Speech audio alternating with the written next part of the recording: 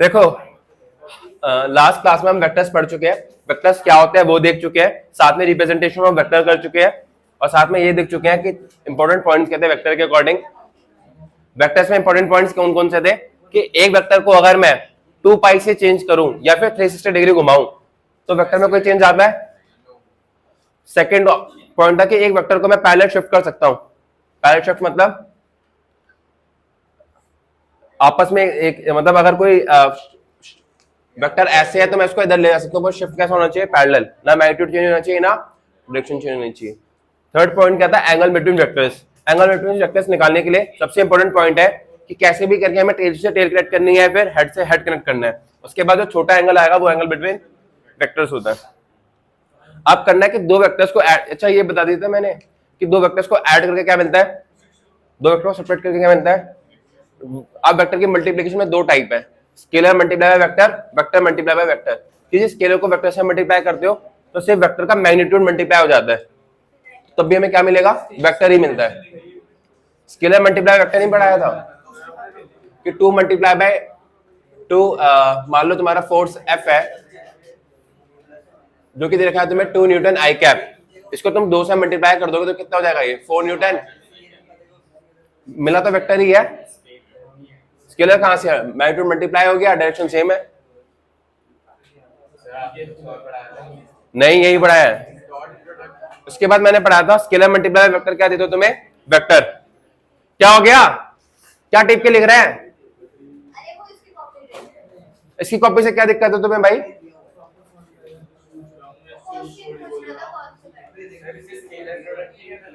फिर पढ़ाया था 2 टाइप के प्रोडक्ट्स होते हैं। अरे देख लो भाई, वेक्टर में 2 टाइप के प्रोडक्ट्स होते हैं। एक है तुम स्केलर को मल्टीप्लाई कर दो किसी वेक्टर से,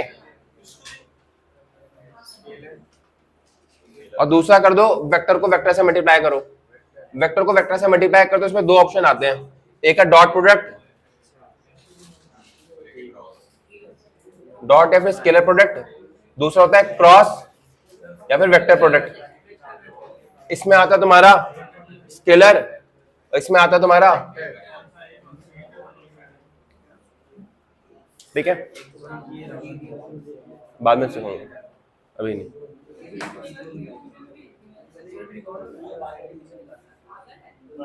अब हम पढ़ेंगे ट्रायंगल्स ऑफ वेक्टर एडिशन की, हम वेक्टर्स को ऐड करते हैं। देखो 2 वेक्टर्स को ऐड करके हमें क्या मिलता है, वेक्टर।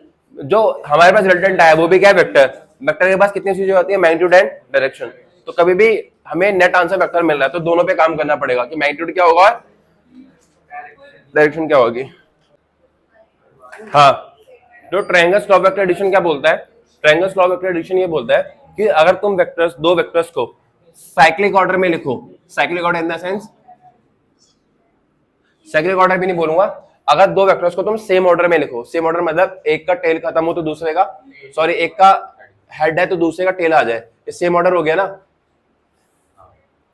तो इसका ये ए वेक्टर मान लो और इसको बी वेक्टर ले लो, तो तुम्हारा रिजल्टेंट जो होगा वो होगा आर वेक्टर, और उसका टेल ए से कनेक्ट होगा स्टार्टिंग वाले से।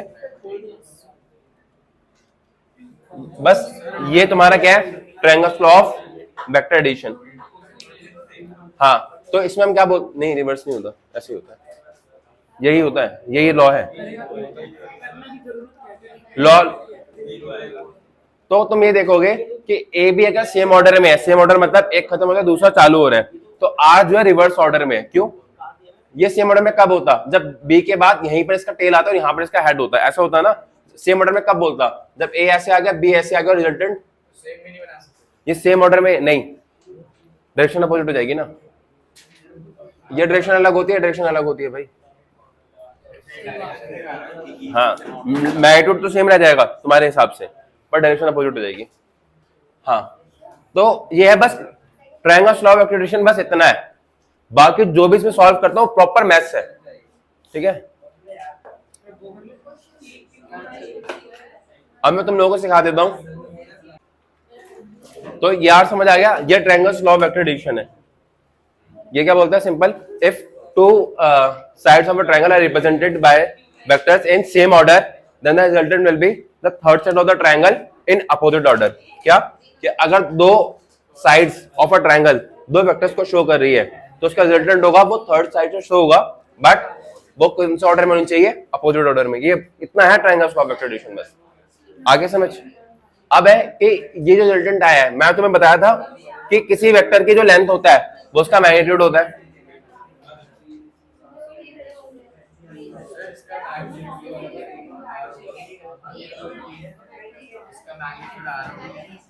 इसका मैग्नीट्यूड आर के आगे मॉड लगेगा, वो होगा वो मॉड इसके बराबर होगा लेंथ के। मैग्नीट्यूड नहीं नहीं नहीं ऐसा नहीं होता यार। देखो पहले तो इसको कि ट्रायंगल स्क्वायर वेक्टर एडिशन ये है, R vector is basically A vector plus B vector, ये ट्रायंगल स्क्वायर वेक्टर एडिशन है। अब मान लो तुम्हें इसका मैग्नीट्यूड निकालना है, तो ये लेंथ प्लस ये लेंथ तो नहीं होगी, ऐसा पढ़ा है कहीं पर मैथ्स के अंदर कि this side plus this side is equal to this side. अरे this side plus this side नहीं होता, वो भी 90 डिग्री होगा तब लगता है, वो भी स्क्वायर होता है, ठीक है। तो ट्रायंगल का मैग्नीट्यूड नहीं बताना, ये जो नया ये वेक्टर आया है ना, सिर्फ इसका मैग्नीट्यूड बताना है। ए प्लस बी क्यों होगा भाई, अभी तो बताया मैंने। मान लो तुम्हारी ये साइड है जिसकी लेंथ 12 सेंटीमीटर दे रखी है, ये साइड है जिसकी 5 सेंटीमीटर दे रखी है, तो इस साइड की 13 हो जाती है भाई, ऐसा कोई कॉन्सेप्ट नहीं है। हाँ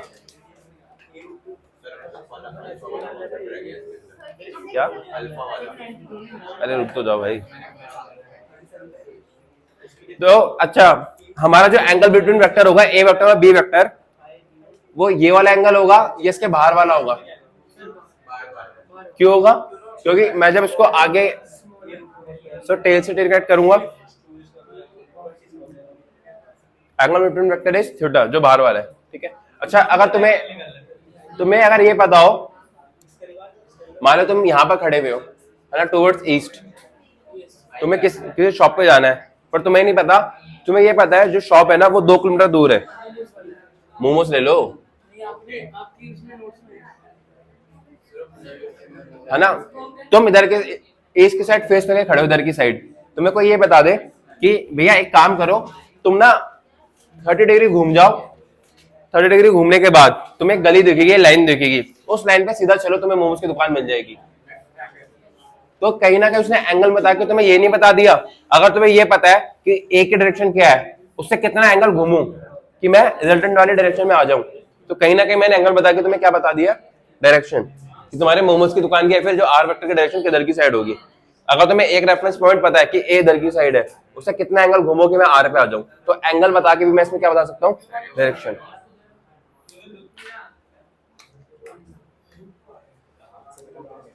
ठीक है। अब देखो, अब बस ट्रायंगल स्क्वायर वेक्टर एडिशन ये है। अब जो रिजल्टेंट आया है इसके बाद 2 चीजें हैं, एक है मैग्नीट्यूड, दूसरी चीज है डायरेक्शन।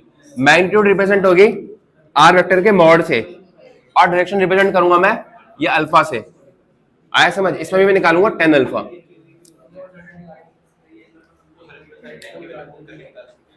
हाँ अरे वो आसान होता है, साइन अल्फा भी निकाल सकते हो, कॉस अल्फा भी निकाल सकते हो, बट tan अल्फा भी समझ आएगा क्यों। हमें किसका मैग्नीट्यूड पता होगा, ए का और बी का, आर का नहीं पता, आर मुझे निकालना है। अगर मैं दोबारा से इसको ड्रॉ करूं,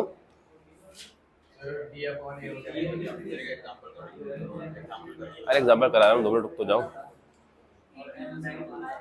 अच्छा इसके अलावा मुझे एक चीज और बतानी है, जो नेट फोर्स निकाले हो ना तुम, नेट फोर्स का सिर्फ और सिर्फ वेक्टर निकाल लो वेक्टर फॉर्म में, पर जब भी नेट फोर्स या फिर मैग्नीट्यूड पूछ लेना, मैग्नीट्यूड, तो मैग्नीट्यूड निकालने के लिए तुम्हें इसका स्क्वायर प्लस स्क्वायर का अंडर रूट लेना पड़ता है, जो तुमने ये निकाला, ये क्या वेक्टर फॉर्म। वेक्टर फॉर्म में जो एक्स कंपोनेंट भी है, वाई कंपोनेंट भी है, पर जब मैग्नीट्यूड निकालता हूँ तो मुझे नेट निकालना पड़ता है कि वैल्यू क्या होगी।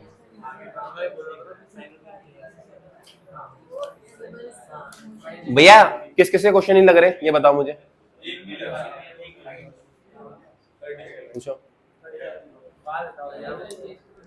हम लोग ग्रेडियंट डिग्री कर रहे हैं, ठीक है। हाँ तो 0.5 प्लस पे आ रहा है, हाँ, तो 47.5 तो नहीं होगा, 46.5 आएगा ना। नहीं ये तुम्हारा नॉर्मल एडिशन तो है ना, असल में तुम्हारा जो ये रेडियंस और डिग्री होता है, ये माइनस का मतलब ये है कि वो इधर की साइड है ना। हाँ, तो -45 मतलब -47.5 का क्या मतलब है कि -47 इतना चले, फिर 0.5 इधर की साइड और चल गए, तो नेट कितना आया तुम्हारे यहाँ से? वो तो होगा 47.5, सॉरी 47 प्लस 0.5, दोनों ऐड होगा ना, नेगेटिव बस इस वजह से क्योंकि एंटी क्लॉकवाइज चल रहे हो। तो ट्रायंगल स्क्वायर ट्रेडिशन में क्या होता है, देखो तुम्हारा इसका मैग्नीट्यूड कितना है, इस देखो ए वेक्टर का मैग्नीट्यूड ये लेंथ से मिलता है, बी वेक्टर का मैग्नीट्यूड इस लेंथ से मिलता है। तो हमारा रिजल्टेंट ऐसे था, बस ध्यान देना जितना बोलूं। मैं क्या कर रहा हूं, मैं कंस्ट्रक्शन कर रहा हूं, कंस्ट्रक्शन में मैं, ठीक है, अब तुम्हारा ये हो गया ओ, ये हो गया, इसको ले लो ए, इसको ले लो बी, सॉरी हाँ, या फिर एक काम करो, इसको ऐसे ले लो ए बी सी और ये हो गया ओ, ठीक है। अब तुम्हें ये पता है जो ए बी की लेंथ है, अरे क्यों इतनी बात कर रहे हो, क्या हो गया, क्या हो गया, हाँ क्या पूछना है, हाँ उससे पूछ लो एक बार।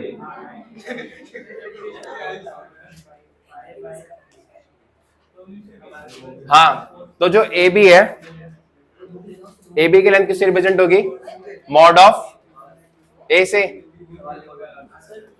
ए बी की लेंथ किससे रिप्रेजेंट होगी, मॉड ऑफ ए से, बी इसकी लेंथ किससे रिप्रेजेंट होगी, मॉड ऑफ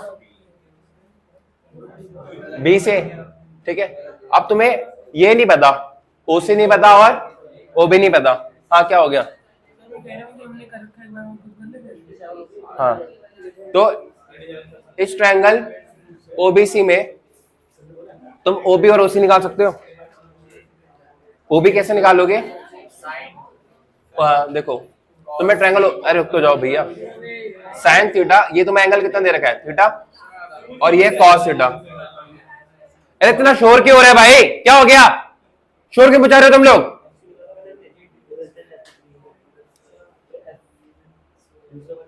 साइन थीटा क्या होगा, साइन थीटा देखो इसमें होगा sine theta OC by BC, perpendicular by hypotenuse होता है ना, परपेंडिकुलर ओसी है, हाइपोटेन्यूज कितना है,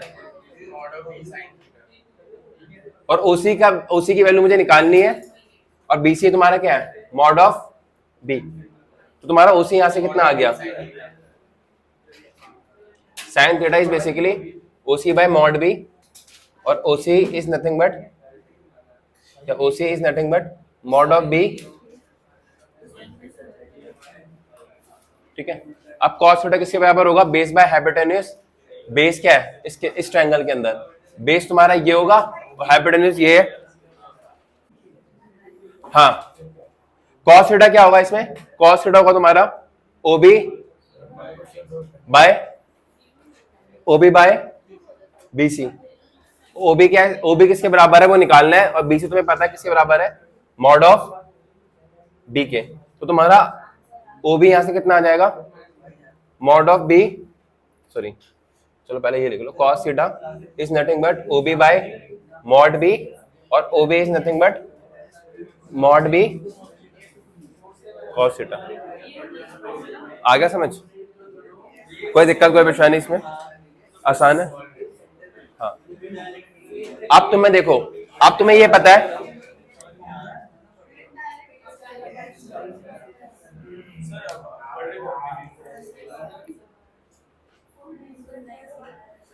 तुम लोगों में लाठी चार्ज करनी पड़ेगी, सब सारे सुधरोगे। हाँ देखो, अब तुम्हें ये पता जो एसी होगा, एसी से पहले ही लिख लो, जो ओए होगा वो ओए क्या होगा, वो होगा ए बी प्लस ओबी के इक्वल, ए बी तुम्हारे किसके इक्वल है, मॉड ऑफ ए, और ये किसके इक्वल आ रहा है, mod of B cos theta. अच्छा एक बात का ध्यान रखना, कोई भी वेक्टर हो, आगे भी सिखाऊंगा, कोई भी वेक्टर हो, अगर उसका इधर की साइड कोई वो निकाल लो प्रोजेक्शन, इसको प्रोजेक्शन बोलते हैं, बाद में सीखोगे, जो इधर वाला आता है वो हमेशा, जैसे मान लो ये फोर्स ए है, तो ये आएगा हमेशा ए कॉस थीटा, और सामने वाला आता है ए साइन थीटा, ये बता रखा है मैंने, तो भी बता दिया मैंने, ठीक है ना। ये वाला जैसे यहाँ पर बी कॉस थीटा है, बी साइन थीटा है, आया समझ। अब मैथ्स क्या बोलती है, मैथ्स ये बोलती है कि अगर मैं ट्रायंगल ओ ए सी की बात करूं, ओ ए सी मतलब ये बड़ा वाला ट्रायंगल, इसकी बात करूं तो इसमें पाइथागोरस लग सकती है क्योंकि एंगल कितना है 90। तो मैं बोल सकता हूं कि जो तुम्हारा ए सी स्क्वायर होगा वो क्या होगा, ए सी स्क्वायर होगा ओ ए स्क्वायर के इक्वल प्लस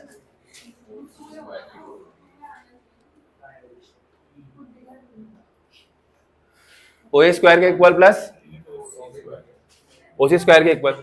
अच्छा एक चीज और बता देता हूं, देखो अगर कहीं पर ऐसा लिखा हो ना मॉड ऑफ ए, इससे पहले ही बता देता हूं तुम लोगों को पता नहीं है, ए बी की पावर कुछ दे रखी है, ए बी की पावर एम दे रखी है, तो ये होता है ए की पावर एम बी की पावर एम, ये पता है ना। ऐसी mod of a mod of b दे रखा है, ये दोनों है तो एक वैल्यूज ही, अगर मैं इसकी पावर करूंगा कुछ स्क्वायर करा मान लो तो ये जाएगा मॉड ऑफ ए स्क्वायर और मॉड ऑफ, मान लो तुम्हें ऐसा दे रखा है mod of A cos theta, इसका स्क्वायर दे रखा है तो ये क्या होगा mod of A square cos square, number है ना। हाँ अब तुम्हें क्या करना है, इसको सॉल्व करना है, ठीक है।